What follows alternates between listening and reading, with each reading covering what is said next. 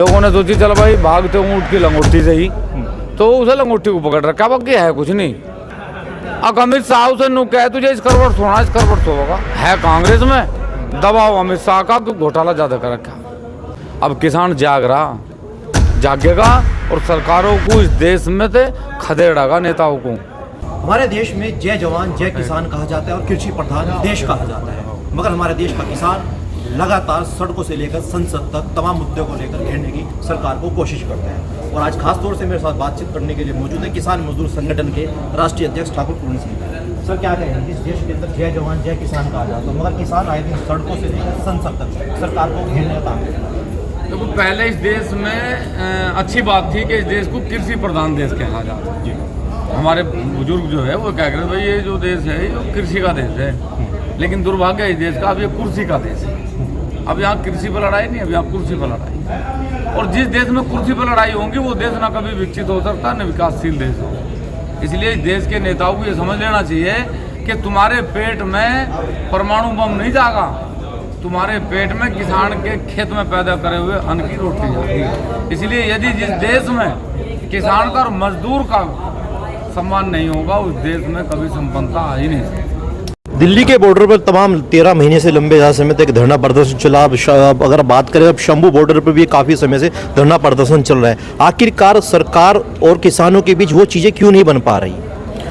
सरकार को पता है कि किसान सिर्फ सरकार बना सकता है, सरकार हटा भी सके।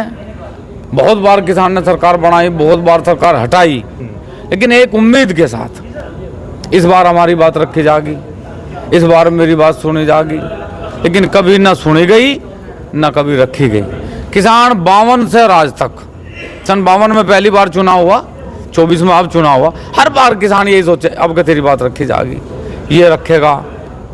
आज तक किसी ने नहीं रखी। और हम इस दावे से कह सकें कि आने वाला जो समय है ना वो किसान क्रांति का समय है।